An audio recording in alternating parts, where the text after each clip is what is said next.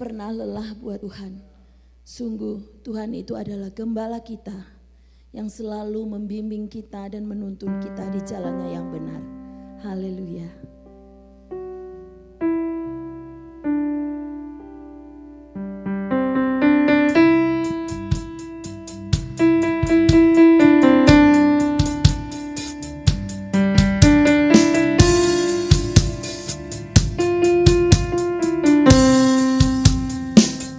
Tuhanlah gembalaku, ku takkan kekurangan, yang membaringkan aku di padang rumput hijau, yang membimbing aku pada air yang tenang, yang menuntun aku di jalannya yang benar. Sekalipun ku berjalan dalam lembah yang gelap, ku tak takut bahaya. Sebab apa? Sebab Engkau besertaku. Gadamu dan tongkatmu, itulah yang menghibur aku. Kebaikan mengikuti daku sepanjang umur hidupku. Tuhanlah gembalaku, ku takkan kekurangan. Dia baringkan aku di padang rumput hijau, yang membimbing aku pada air yang tenang, yang menuntun aku di jalannya yang benar. Katakan Tuhanlah gembalaku, Tuhanlah gembalaku, ku takkan kekurangan, yang membaringkan aku di padang rumput hijau, yang membimbing aku pada air yang tenang, yang menuntun aku di jalannya yang benar. Sekalipun ku berjalan dalam lembah yang gelap, ku tak takut bahaya. Sebab Engkau besertaku. Gadamu dan tongkatmu, itulah yang menghibur aku. Kebaikan mengikuti daku hidupku. Sekalipun ku berjalan dalam lembah yang gelap, ku tak takut bahaya. Sebab Engkau besertaku. Gadamu dan tongkatmu, itulah yang menghibur aku. Kebaikan mengikuti daku sepanjang umur hidupku. Gadamu dan tongkatmu, itulah yang menghibur aku. Kebaikan mengikuti daku sepanjang umur hidupku. Gadamu dan tongkatmu, itulah yang menghibur aku. Kebaikan mengikuti daku sepanjang umur hidupku.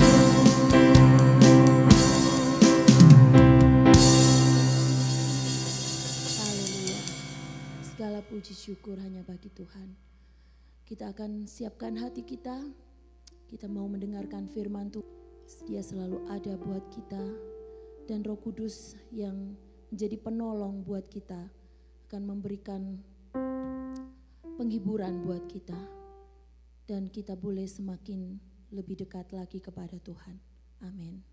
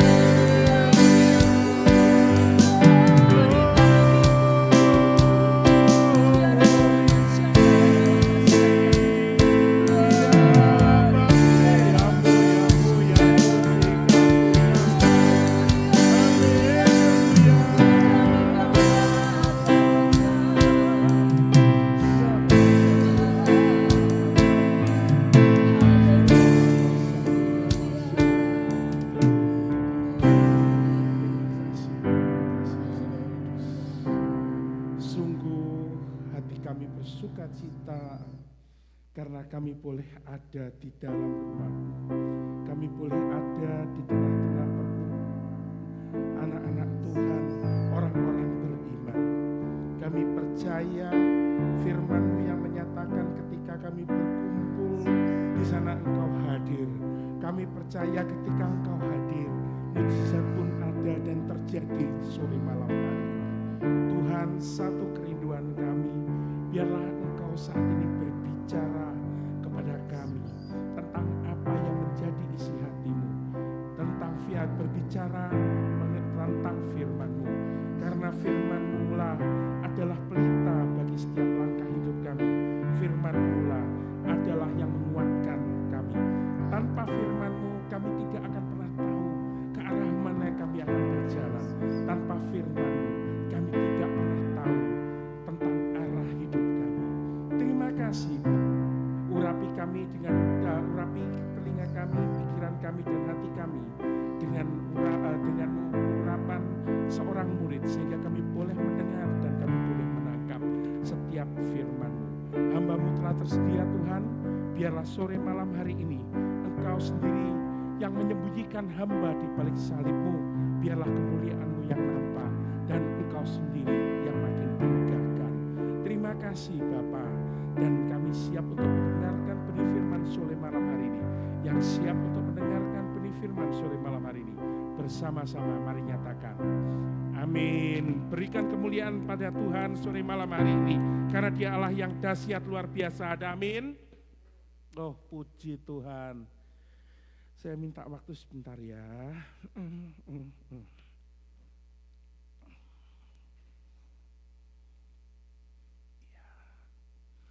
Oh, haleluya. Shalom, selamat sore Bapak Ibu Saudara sekalian yang terkasih di dalam Kristus. Shalom.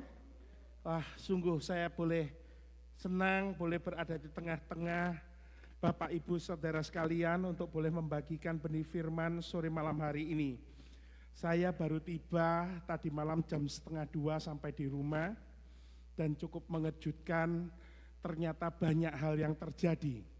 Terus terang, kalau pelayanan di Kalimantan, saya mengatakan hal itu lumrah, tetapi ternyata sepulang dari Kalimantan sendiri, ternyata kami banyak orang yang sudah menanti kami, sehingga waktu istirahat kami sendiri cukup kurang. Satu hari itu mungkin antara 1 sampai 2 jam kami tidur, bangun, kemudian kami berdoa, kemudian siap-siap mau keluar, tetapi kemudian ada yang telepon, Pak boleh nggak nih ketemu, ada hamba Tuhan yang lain, Pak kok ke Indonesia nggak ngomong-ngomong begini begitu.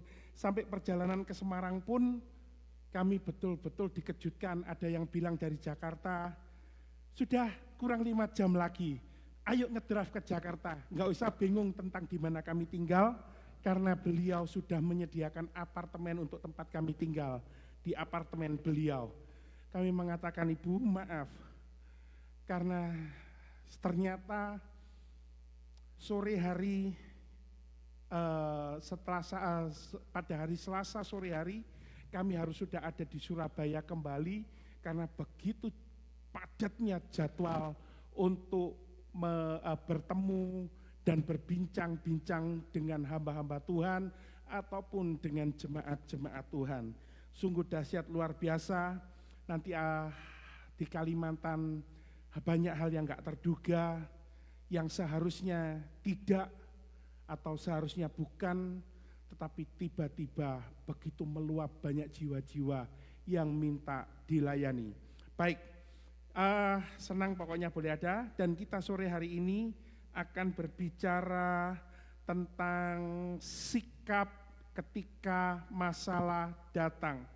Saya percaya mau siapa kita sebentar lagi akan menghadapi pemilihan umum, tetapi banyak isu dari satu sisi, atau banyak berita dari satu sisi, dan banyak berita dari sisi yang lain tentang apa dan kondisi yang akan terjadi. Dan saya percaya firman Tuhan sendiri kita mengakui sebagai panduan, ketika mendekati ke arah akhir zaman, dunia bukan makin membaik, masalah bukan makin hilang, tetapi justru masalah makin menjadi-jadi.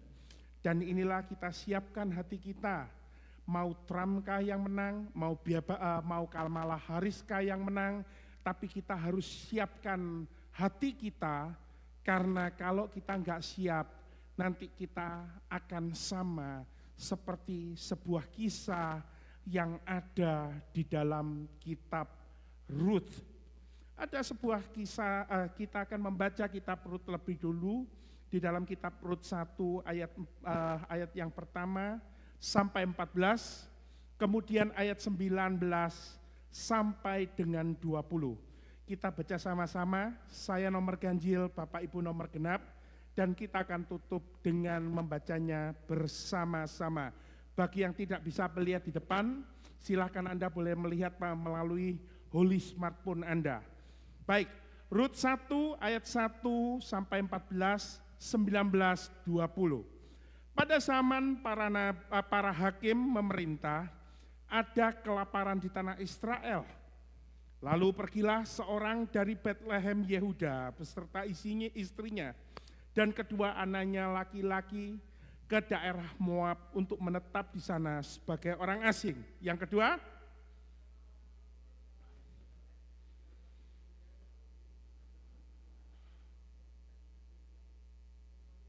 kok nggak ada yang baca ya?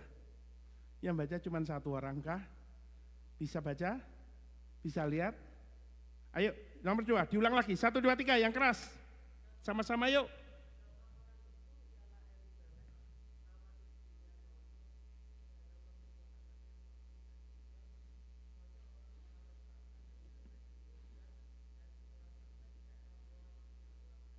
Mereka di sana.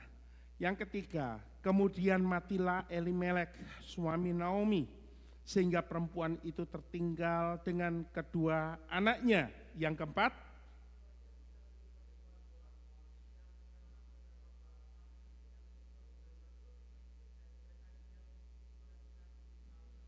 lalu matilah juga keduanya, yakni Mahlon dan Kilion, sehingga perempuan itu kehilangan kedua anaknya dan suaminya. Yang keenam,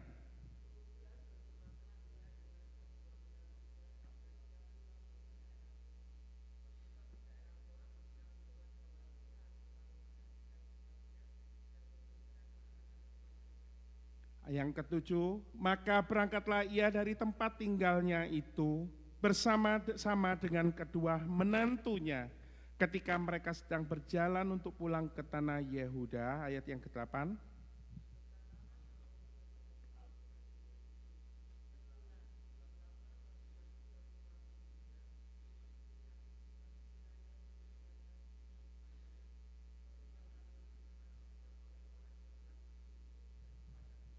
Ayat yang ke-9, kiranya atas karunia Tuhan kamu mendapat tempat perlindungan masing-masing di rumah suaminya.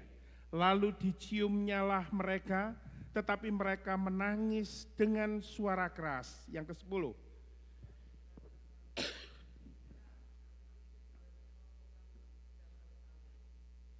yang ke-11, tetapi Naomi berkata, pulanglah anak-anakku, mengapakah kamu turut dengan aku?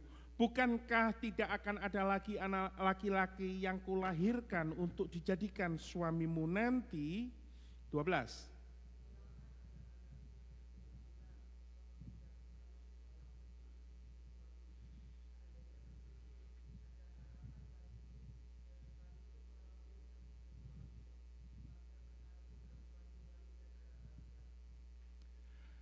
Masakan kamu menanti sampai mereka dewasa? Masakan karena itu kamu harus menahan diri dan tidak bersuami? Janganlah kiranya demikian, anak-anakku. Bukankah jauh lebih pahit yang aku alami daripada kamu? Sebab tangan Tuhan teracung terhadap aku. 14.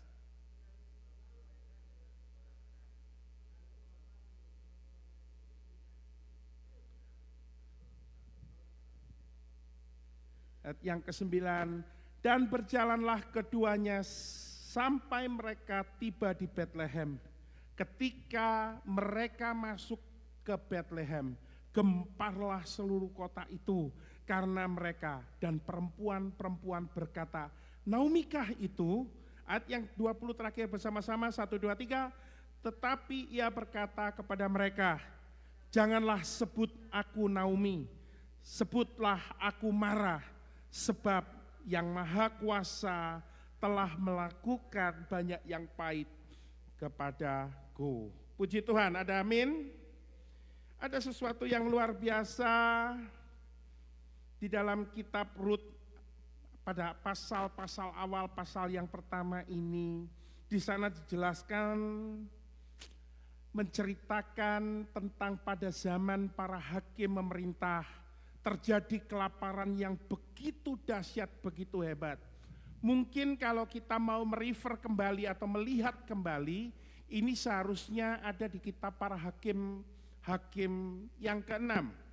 Tetapi saya tidak mau melihat ke sana karena saya tidak mau membawa kita atau menggiring kita kepada makna sejarah. Tetapi kita akan belajar bagaimana kita menilai atau melihat dari keadaan kelaparan yang hebat tersebut, ada seseorang atau ada keluarga yang sebetulnya sungguh diurapi Tuhan dengan dahsyat. Ternyata mereka melarikan diri, meninggalkan kota Betlehem yang ada di Yehuda, yang seharusnya mereka tidak lakukan. Karena kita semua, saya percaya kita sudah banyak mendengar arti kata Betlehem itu adalah rumah roti. Kalau mungkin Bapak Ibu yang sudah pernah ke daerah Bethlehem, atau mungkin yang belum,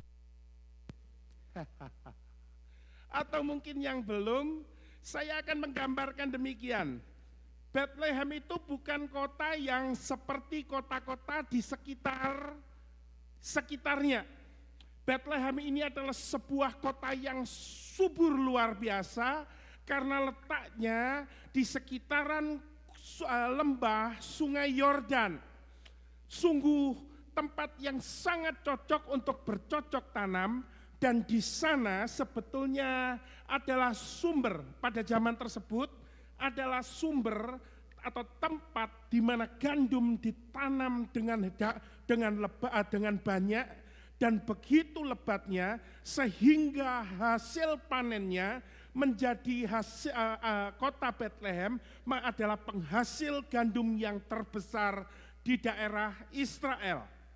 Maka itu disebut kata Bethlehem karena bahan-bahan gandum tersebut adalah bahan dasar di mana mereka membuat roti. Jadi tidak akan pernah kekurangan. Tetapi keluarga ini saya nggak tahu kenapa, apakah apa sebetulnya yang terjadi.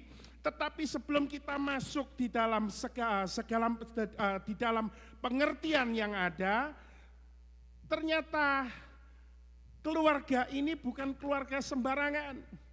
Karena keluarga ini yang terdiri dari suaminya yang bernama Elimelek dan istrinya yang bernama Naomi dan anak-anak mereka yang bernama Mahlon dan Kilion, ternyata bukan orang-orang sembarang.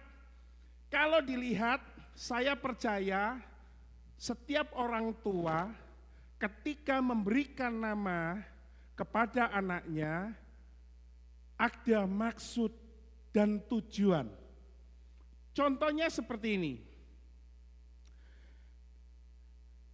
Ketika saya lahir, orang tua saya memberi nama Agung Pitono Lindarto. Bagi Bapak Ibu mungkin, ya Agung, besar. Pitono, ya Pitono. Cuman Pitono, mungkin ular piton. Dan Lindarto adalah nama marga. Tetapi ternyata tidak.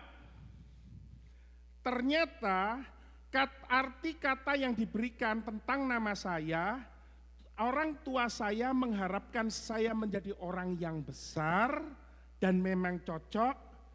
Apa yang diharapkan, bukankah saya besar dalam bentuk badan? Saya bulat, bahkan sampai sekarang saya sudah berusaha untuk menurunkan berat badan. Baru tinggal beberapa saat di Indonesia, naik lagi, nggak bisa turun-turun. Mau jadi kecil nggak bisa, tetap besar. Dan dikatakan Pitono adalah Pitono memiliki arti bijaksana atau menimbang secara tepat, akurat, di mana ternyata adalah sebagai tanda tanggal lahir saya. Anda kalau melihat di kalender, jangan yang kabisat ya. Tanggal 16 persis tengah-tengah. Antara Januari sampai Desember Anda akan melihat persis tengah-tengahnya Juli tanggal 16. Karena Juli 31 hari, dari bulan 7, di dalam bulan 7 ada tanggal 1 sampai tanggal 31. Pertimbangan tengahnya adalah tanggal 16. Tetapi itulah yang dinyatakan terjadi dalam hidup saya. Seringkali saya melawan ketika saya dilakukan atau diperlakukan tidak adil oleh siapapun. Dan saya berusaha untuk membuat segala sesuatunya menjadi adil. Itu. Sedangkan di dalam firman Tuhan, Elimelek sendiri memiliki atau orang tua daripada Elimelek memberikan nama Elimelek yang memiliki arti adalah Allah adalah rajaku. Artinya apa? Orang tua atau Elimelek ini diajar untuk begitu tunduk dan begitu memberikan hidupnya ke Allah. Dan istrinya yang bernama Naomi atau yang nama Naomi memiliki arti kata orang yang menyenangkan. Kenapa dikatakan orang yang menyenangkan?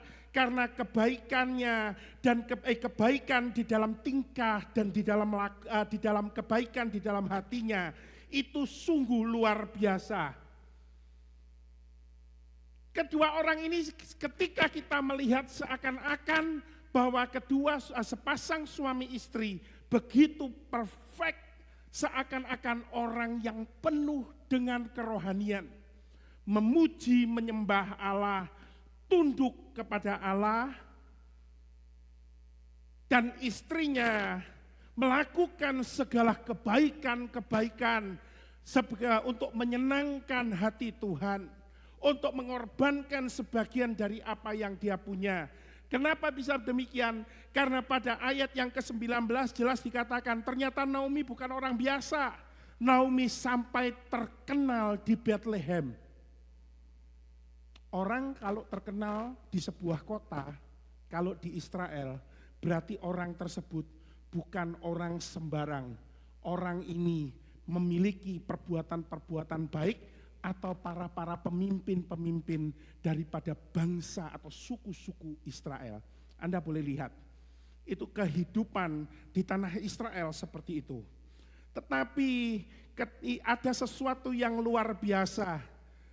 Ketika bencana kelaparan yang hebat datang, ternyata orang yang bernama Elimelek yang katanya menjunjung tinggi Allah sebagai Tuhan dan Rajanya beserta dengan istrinya pindah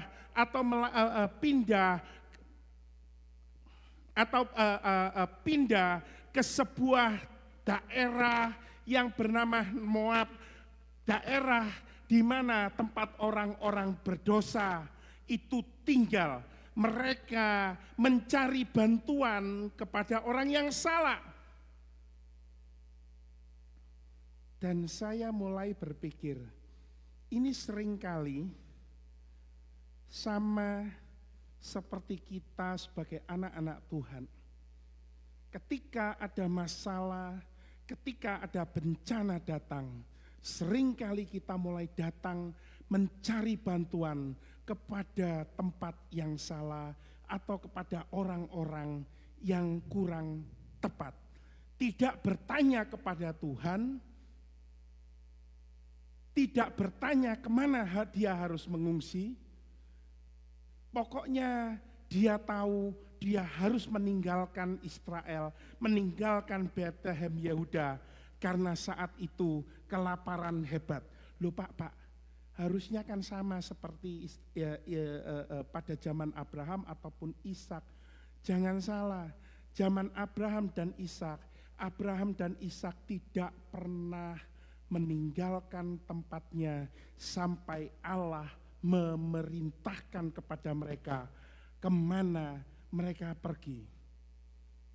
Tetapi Elimelek tidak ada di segala sesuatu yang tercatat di Alkitab itu menunjukkan segalanya apa yang terjadi. Kalau memang Tuhan berbicara, maka dikatakan Elimelek mendengar suara Tuhan untuk pindah. Tetapi di sini enggak, dia pindah dengan sendirinya karena memang dia sendiri tidak bertanya untuk menyelamatkan dirinya. Dan yang luar biasa, ujung akhir daripada cerita Naomi, Elimelek dan Naomi yang harusnya ingin mencari selamat, justru mereka kehilangan segala sesuatu. Elimelek dan Naomi seharusnya adalah orang-orang yang dekat dengan Tuhan, tetapi ternyata tidak. Banyak anak-anak Tuhan di zaman sekarang sepertinya dekat raket dengan Tuhan. Kemudian tiba-tiba kalau dia datang ke gereja, shalom, haleluya.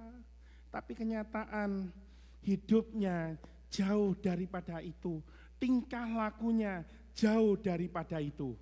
Ada banyak orang yang katanya dekat daripada Tuhan, ternyata buah-buah hidupnya jauh daripada apa yang dikatakan anak-anak Tuhan. Pak, kok aneh sih Pak? Ini Elimelek sama Naomi aja Bapak bilang loh, itu ngomong. Apa hubungannya Pak? Elimelek, Naomi kok dikatakan jauh daripada Tuhan? Adalah begini, mungkin dari kita kalau melihat, nama mah sekedar nama. Tapi ternyata kita semua tahu nama ada arti. Tadi saya mengatakan Elimelek adalah dia bernama Elimelek dengan karena ia menjunjung Allah sebagai rajanya. Yang Naomi, dia adalah orang yang menyenangkan hati orang lain. Tetapi ada sesuatu yang luar biasa. Orang yang seharusnya katanya dekat dengan Tuhan, tetapi memberikan anaknya namanya Mahlon. Yang artinya apa? Sakit-sakitan, gagal, lemah, selalu menderita. Orang yang dekat dengan Tuhan tidak akan pernah membuahkan yang sakit-sakitan, gagal, lemah, dan selalu menderita. Enggak ada. Dan bahkan yang kedua dikatakan Kilion. Kilion sendiri berarti hancur. Orang kalau dekat sama Tuhan, dia akan memberikan atau mengucapkan kata-kata, akan memberikan segala sesuatu yang memuliakan Tuhan. Masih ingatkah kita cerita tentang Hana? Yang ketika walaupun betapa hancur hatinya, karena dia ditindas oleh istri daripada suaminya, istri yang kedua daripada suaminya. Hana kemudian datang ke hadapan Tuhan. Sampai di hadapan Tuhan ketika dia sudah menerima janji Tuhan, dia memberikan nama Samuel atau nabi yang kita kenal sebagai Nabi Samuel, yang artinya seseorang yang doanya didengar Tuhan. Ini orang yang dekat dengan Tuhan selalu seperti itu. Tidak pernah menunjukkan atau membuahkan hasil-hasil yang tidak sesuai dengan kedekatannya dengan Tuhan. Dan sore malam hari ini kita akan belajar dari kisah Rut ini. Kita akan belajar beberapa hal. Ketika bencana kelaparan datang, ketika masalah datang, saya berharap kita semua belajar jangan sampai kita kehilangan semangat. Kenapa bisa demikian? Yes, di dalam kitab Rut ini tidak pernah tercatat berapa lama kelaparan. Saya coba masuk ke dalam kitab para hakim yang di ayat yang 6, saya coba refer melihatnya. Juga tidak disebutkan sampai seberapa lama. Tapi yang saya percaya, Ahimelek bersama dengan Naomi pada awalnya adalah dia setia menanti-nantikan pemulihan yang berasal daripada Allah. Saya percaya Ahimelek sendiri bukan orang yang kemudian lapar mendatang 1 tahun 2 tahun kemudian dia mengatakan ayo kita pindah yuk. Enggak. Kalau Anda mau lihat Ahimelek ini bukan orang yang miskin. Ahimelek ini adalah keturunan orang kaya dari suku atau sukunya. Orang-orang yang tinggal di Bethlehem. Anda boleh lihat di ujung akhirnya Naomi saking begitu terkenalnya sampai dikatakan bahwa Boas yang masih garis keturunannya dia yang harusnya mewarisi Rut untuk menjadikan istrinya itu orang yang paling kaya di Bethlehem. Anda boleh lihat, makanya saya mengatakan ini orang gak sembarangan, tetapi dengan berjalannya waktu demi waktu, akhirnya berdoa, gak ada jawaban, dan mulai Rut hilang atau Ahimelek dan Naomi menjadi patah semangat. Dan ketika Ahimelek dan Naomi mulai patah semangat, ia mulai mencari pertolongan yang salah, yang akhirnya menyebabkan dia kehilangan pengharapan. Dan akhirnya yang luar biasa, kehilangan pengharapan tersebut membuat Naomi menjadi pahit. Makanya di dalam Rut 1:20 firman Tuhan mencatat, Rut mengatakan, tetapi ia berkata kepada mereka, janganlah sebut aku Naomi, sebab aku marah, aku ini pahit. Orang yang sudah hilang semangatnya, ia akan ketika terus dan tidak terlepaskan, maka hatinya akan pahit kepada Tuhan. Saya bisa mengatakan demikian karena inilah yang terjadi. Orang yang kehilangan pengharapan akan kehilangan semangat. Orang yang kehilangan semangat, orang tersebut akan hidup terasa berat. Dan ketika hidup sudah terasa berat, maka orang tersebut akan selalu berkata-kata negatif. Oh iya tuh situ tuh. Sudahlah. Matilah. Aduh, gimana? Enggak lah. Jangan. Harusnya kita jangan kehilangan semangat. Kenapa demikian? Di dalam Amsal pasal 18 ayat 14, firman Allah yang hidup menerjemahkan demikian. Semangat seseorang dapat meringankan penderitaan. Orang yang kehilangan semangat akan terus merasakan sakit. Dia akan mengalami sakit yang demikian.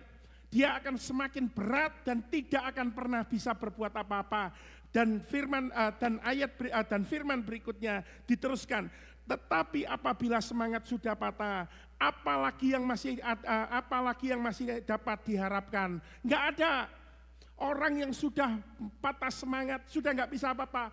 Cuman tinggal satu, dia mulai depresi, stres, dan akhirnya berbuat hal-hal yang tidak benar.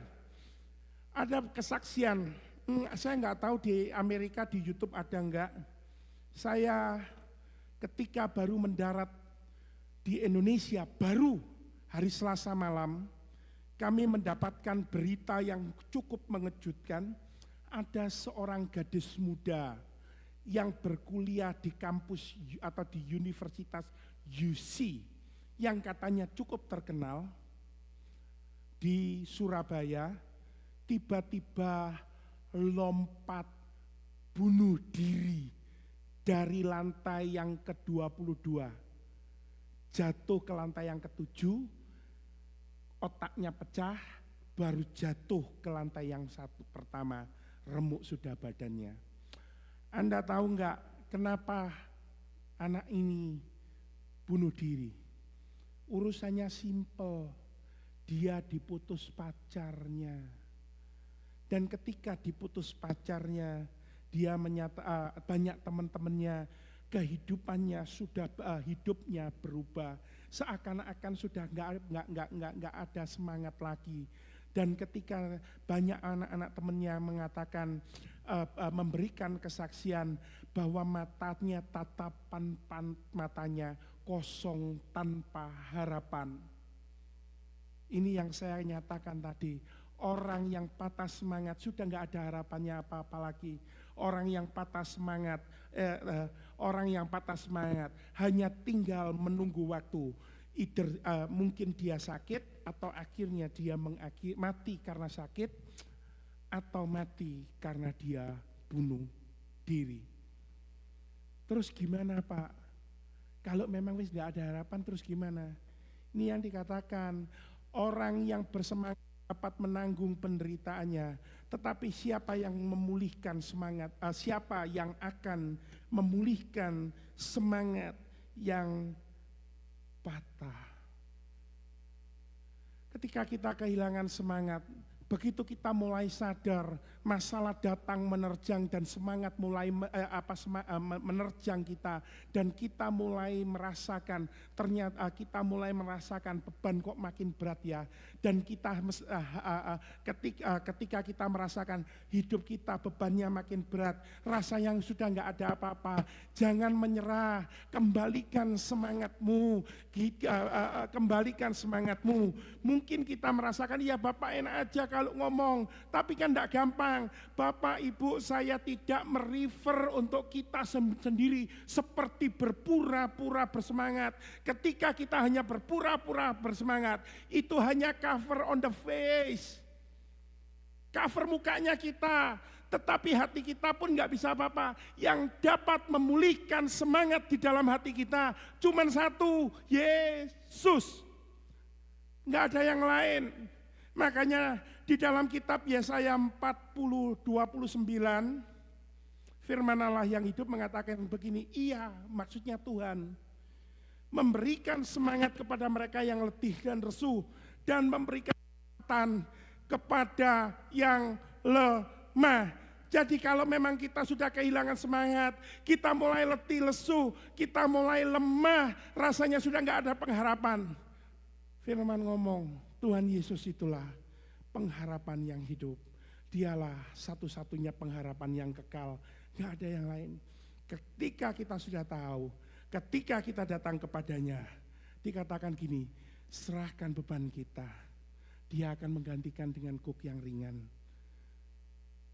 Yang akan memerdekakan, dan dia yang akan memerdekakan kita. Yang kedua, ketika masalah mulai menyerang dan mulai menekan hidup kita, kita jangan pernah sekali-sekali untuk meragukan rencana Tuhan. Jangan ragukan, rencana Tuhan gak pernah gagal dalam hidup kita. Kalaupun ada masalah datang, firman mengingatkan kita itu untuk mengasah iman kita, untuk memurnikan iman kita. Apakah kita ini benar-benar sungguh-sungguh beriman kepadanya atau tidak. Enggak pernah ada gagal. Ketika saya merenungkan, saya diingatkan dalam Ayub 42 kita, ayat yang kedua, kita semua sudah pernah mendengarnya. Dikatakan demikian, tidak ada rencanamu yang gagal. 2 Petrus 3 ayat 9a dan b mengatakan, Tuhan tidak lalai menepati janjinya, dia enggak lalai. Jadi jangan ragu, sekalipun ada orang yang menganggapnya sebagai kelalaian. Ketika saya merenungkan dari 2 ayat ini, saya tiba-tiba diingatkan sebuah lagu puji-pujian yang begitu membuat ketika kita menaikkan pujian ini, kita menjadi bersemangat. Saya percaya kita semua tahu, dia tak pernah gagal. Terus apa? Sebab dia Allah, ya. Dia tak pernah lalai. Terus menjamin firman-Nya, sebab dia Allah, Raja segala raja. Terus kekuatanku, perisaiku, dan gunung batuku. Bersoraklah, sembah puji dia. Itu, Yesusku, Allah perkasa, Yesusku, Allah mulia, Yesusku, terus Allah perkasa, terus Yesus Raja. Ingat ini, ketika kita mulai masalah mulai datang, ketika kita mulai lemah, ketika kita mulai merasa ragu, ingat, gak ada rencananya yang gagal. Kalau dia mengatakan bahwa dia akan mematahkan setiap palang-palang besi, dia akan mendobrak setiap gerbang-gerbang kayu, maka itu yang akan terjadi. Jalan keluar akan tersedia. Kalau sakit, dia Allah yang akan menyembuhkan kita. Karena apa? 2000 tahun yang lalu dia sudah menyembuhkan begitu banyak orang sakit lumpuh. Dan orang mati pun dibangkitkan. Dan dikatakan dia di atas kayu salib ketika dia mati, dia mengatakan semuanya telah dia tanggung, siap untuk digunakan bagi setiap orang yang percaya kepada dia. Satu yang perlu kita pegang adalah di dalam kitab Yesaya.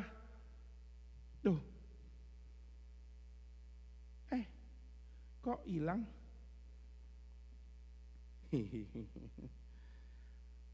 Oh ini, sorry, saya salah.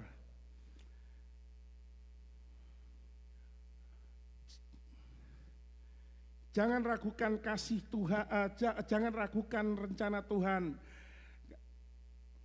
Yang perlu kita ingat adalah di dalam Yeremia 1 29 ayat 11, dia mengatakan begini, firman-Nya mengatakan demikian, karena aku mengetahui segala rencanaku bagimu, demikianlah firman Tuhan.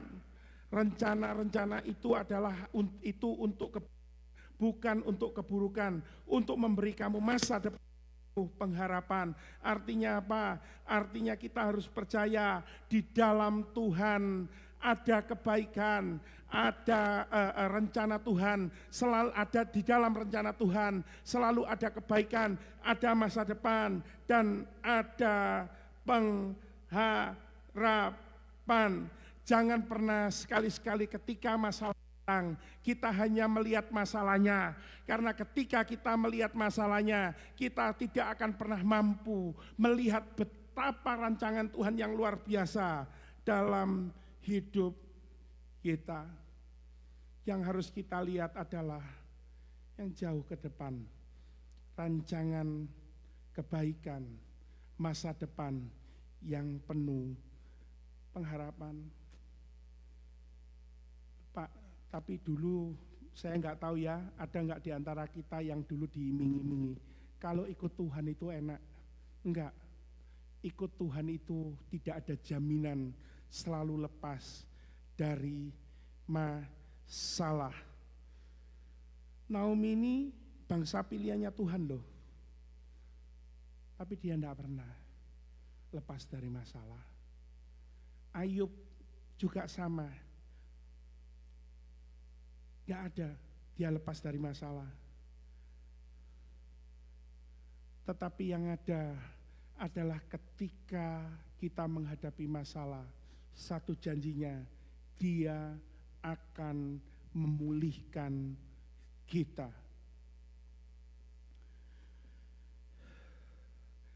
Yang ketiga adalah jangan ragukan kasih Tuhan.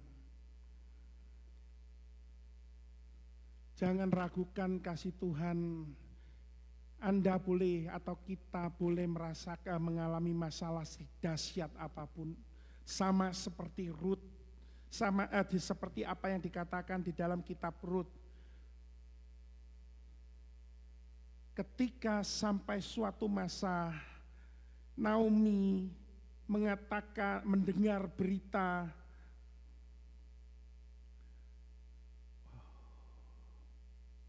sebentar ya, saya yang salah ini. Ini mendengar berita dan dikatakan bahwa Tuhan telah memperhatikan umatnya dan memberikan makanan kepada mereka. Artinya kelaparan boleh menerjang, kesulitan boleh datang, tetapi enggak akan selamanya, karena Tuhan Tuhan memperhatikan umatnya. Mungkin ada di antara kita, Pak, terus gimana? Rasanya sulit dah. Keadaan ekonomiku seperti ini, keadaan kesehatanku seperti ini, mungkin hubungan suami istriku aja seperti ini. Mau sampai kapan? Tuh lihat, orang yang nggak menyembah Tuhan, orang yang selalu berbuat kejahatan aja diperhatikan oleh Tuhan. Nih, Bapak lupa Matius 5 ayat 45, firman Tuhan ngomong demikian, dengan demikian kalian sungguh-sungguh berlaku sebagai anak-anak Bapa yang di surga, karena Ia membiarkan mataharinya bersinar bagi yang baik maupun yang jahat, dan yang menurunkan hujan bagi yang benar dan yang tidak benar. Kalau yang salah, kalau yang jahat dan yang tidak benar aja masih dikasih, apalagi kita anak-anaknya. Firman aja ngomong,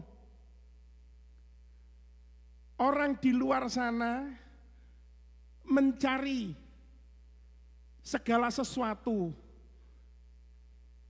Mereka makan, minum, pakai. Apalagi kita juga cari. Tetapi Tuhan mengatakan, kita nggak usah bingung, nggak usah apa, tapi kita suruh cari kebenarannya. Tahu kebenarannya? Saya baru mengerti ketika ada seorang hamba Tuhan menjelaskan tentang arti kata kebenaran di dalam firman tersebut. Artinya begini, bukan hanya berdoa, bukan hanya membaca firman, bukan hanya merenungkan dan memperkatakannya siang dan malam, tetapi kita menghidupinya, hidup di dalam kebenarannya. Artinya kita pun dituntut untuk hidup kudus, dan dikatakan selebihnya akan ditambahkan. Jangan pernah kita ragu, karena enggak ada alasannya. Kalau yang jahat aja dikasih, apalagi kita sebagai anak-anaknya. Ayo pemusik, yuk saya panggil yuk. Sore malam hari ini pemusik WL, boleh nggak saya panggil ke depan yuk. Yang berikutnya, yang terakhir. Mungkin kesulitan datang sudah berangsur-angsur, apalagi nanti kita sudah banyak mendengar makin lama makin susah, makin lama makin menekan.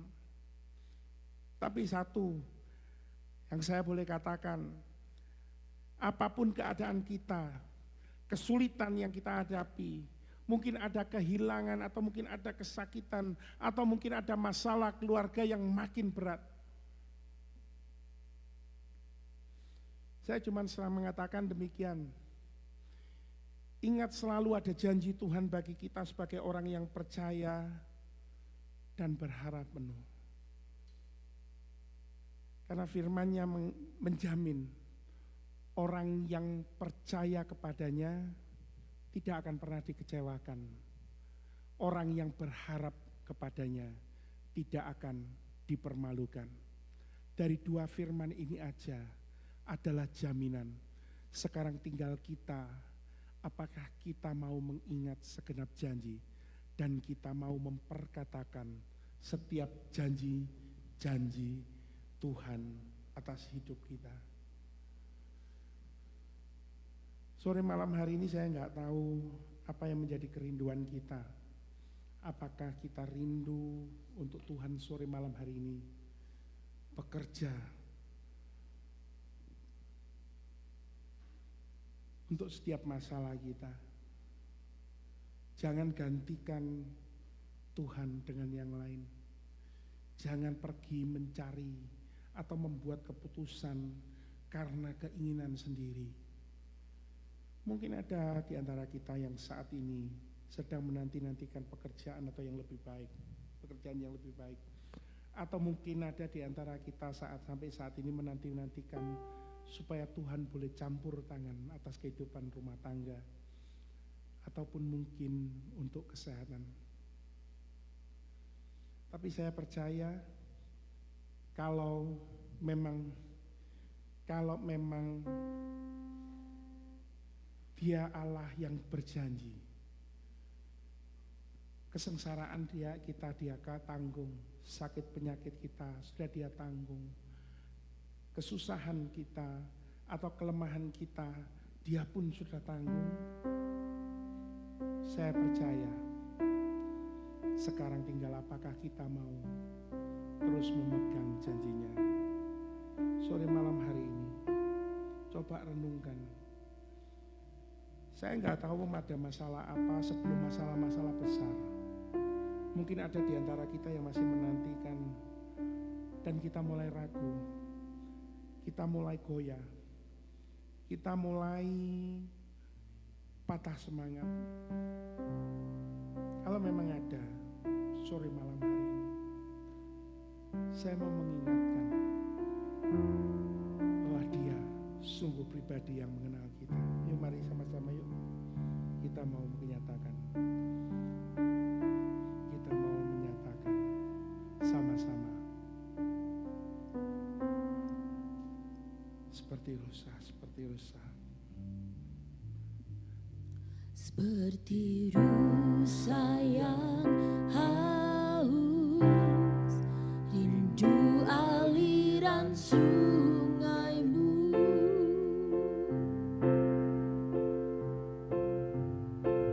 Hatiku tak tahan menunggumu.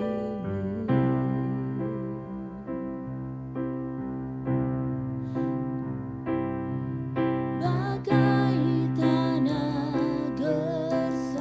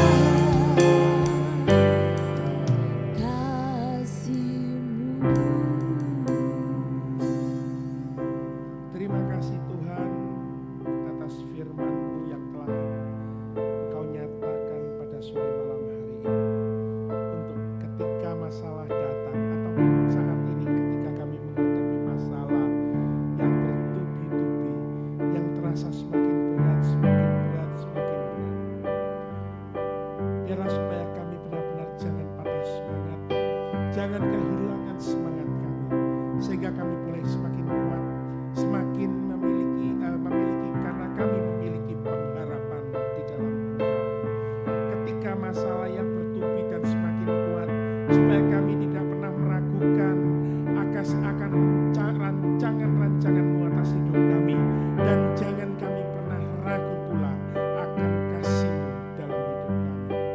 Tuhan, buat kami selalu ingat akan setiap janji-janji firman-Mu, supaya boleh tergenapi di dalam hidup kami, karena janji-Mu lah adalah kekuatan bagi kami.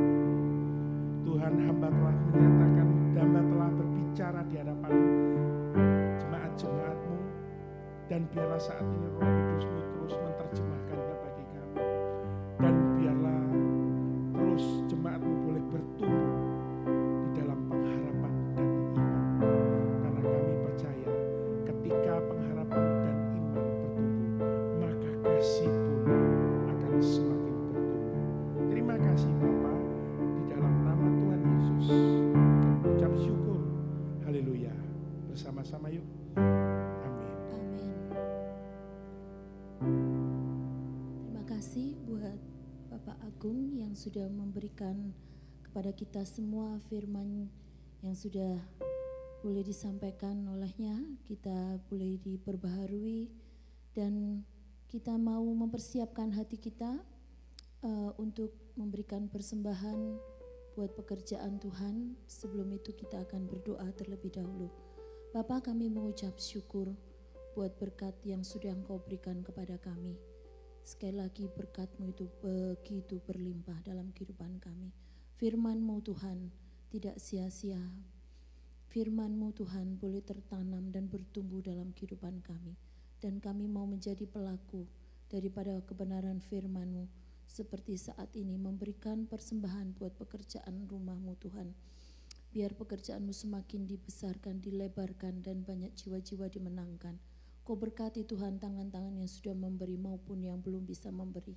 Kami percaya Tuhan, Kau terus yang memimpin kami, menuntun kami, memberi pengertian kepada kami bahwa berkat yang Kau berikan, berkat yang Kau percayakan kepada kami, harus kami juga kembalikan untuk kemuliaan dan kebesaran nama-Mu.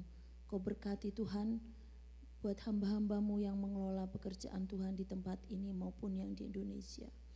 Tuhan memberkati semuanya, beri kelancaran, dan juga Tuhan kami percaya banyak jiwa-jiwa boleh datang untuk memuliakan dan membesarkan nama-Mu. Terima kasih Tuhan, kami naikkan doa kami ini hanya di dalam nama Tuhan Yesus. Kami sudah berdoa dan mengucap syukur. Haleluya. Amin. Puji nama Tuhan. Kita tidak pernah khawatir, tidak pernah gelisah dengan apa yang sudah Tuhan janjikan, bahwa kita setiap keperluan kita Tuhan sudah sediakan. Amin. Haleluya.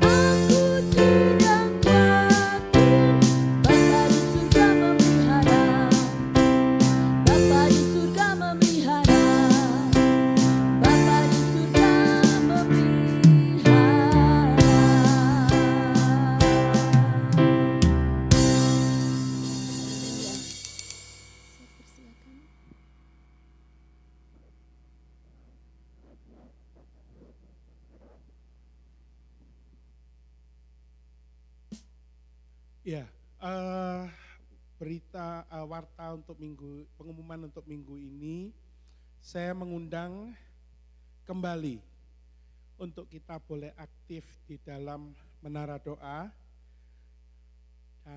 dan Bible Study yang kita masih di dalam tema tahun ini dari GBI Diaspora Sejahtera Caring Ministry yang secara sah pada hari Minggu yang bukan yang ini, berarti minggu yang lalu, kita sudah benar-benar menyatakan diri kita sebagai bagian dari diaspora caring, diaspora sejahtera caring ministry.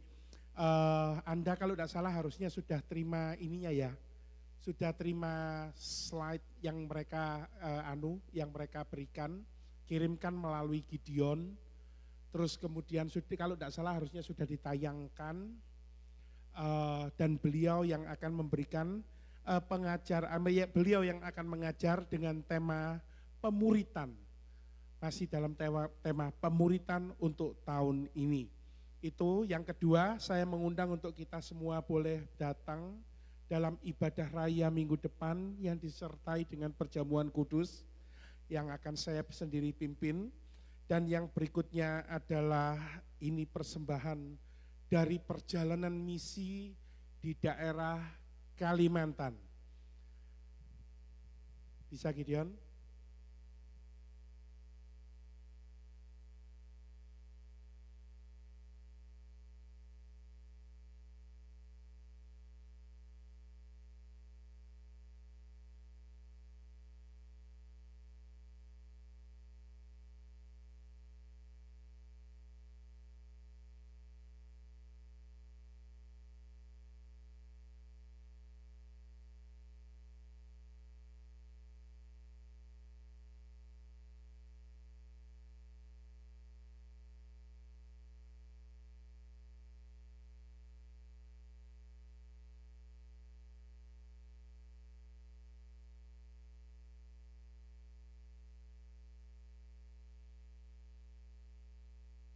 Baik, inilah anak-anak yang ada di daerah pedalaman Kalimantan.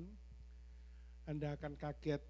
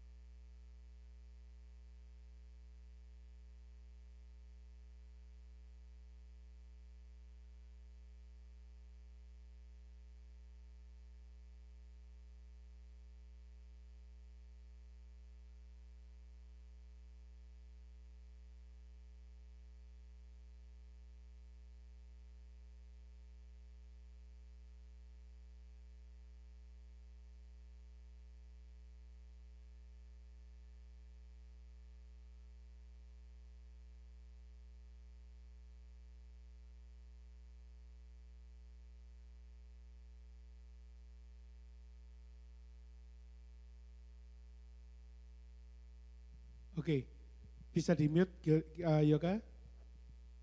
Ini tadi adalah laporan yang saya kirim melalui anak saya, Otniel, dan kemudian mulai dibikin slide tentang perjalanan yang ada di